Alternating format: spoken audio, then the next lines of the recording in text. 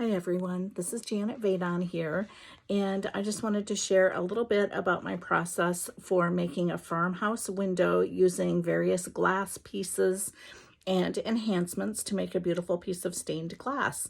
Anyways, I've got a 3-pane window that I'm working on, and I have the first pane finished, and that was completely resin. And I'm going to show that to you, and I'm going to show you some of the items I used, and then I'm going to show you the process while I'm doing it of the other 2 panes. So here's what I've got going on so far. Okay, here is the paned window. It's a 3-pane window. I think I'm going to have it be a vertical window for display. And the center section here is resin.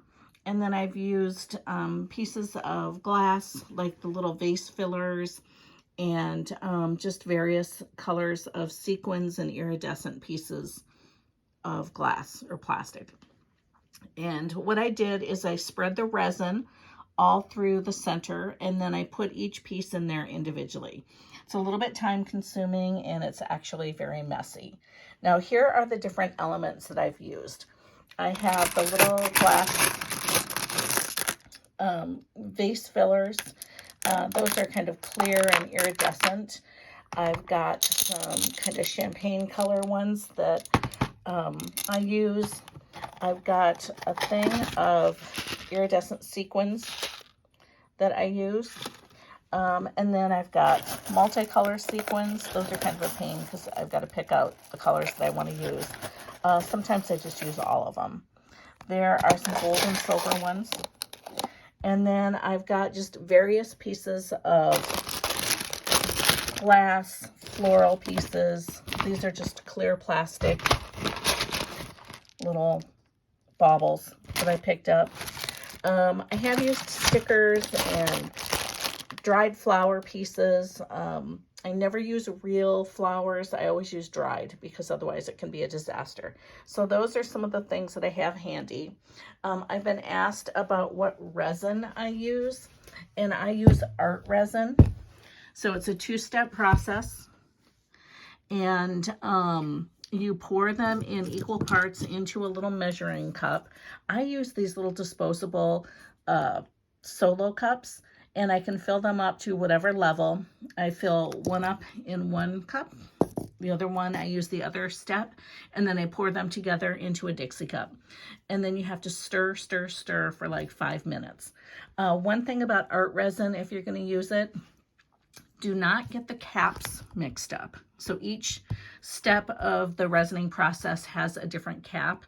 Make sure you put the correct cap on the correct bottle, because otherwise they will harden onto the container and you will not be able to get them open.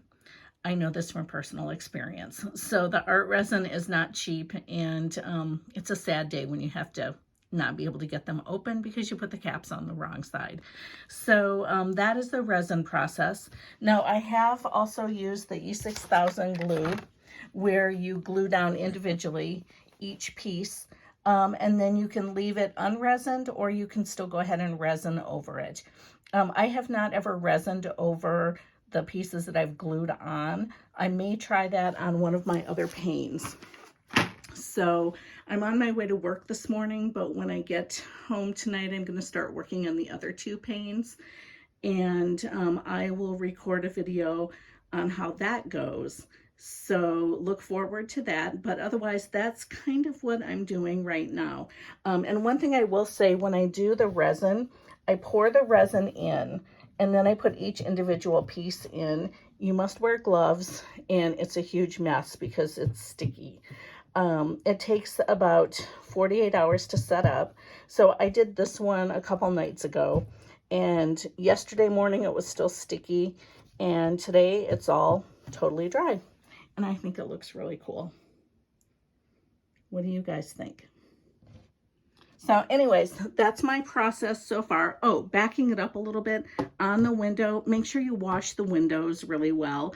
If it's a really old piece of farmhouse wood, you want to maybe take it outside and use a hose to hose it off, and then make sure it's really, really dry. I just cleaned this one here in the studio with rubbing alcohol and paper towel, shop towel. So anyways, I will keep you posted and let you know how the next steps go when I record that tonight. Have a great day, everyone. Bye-bye.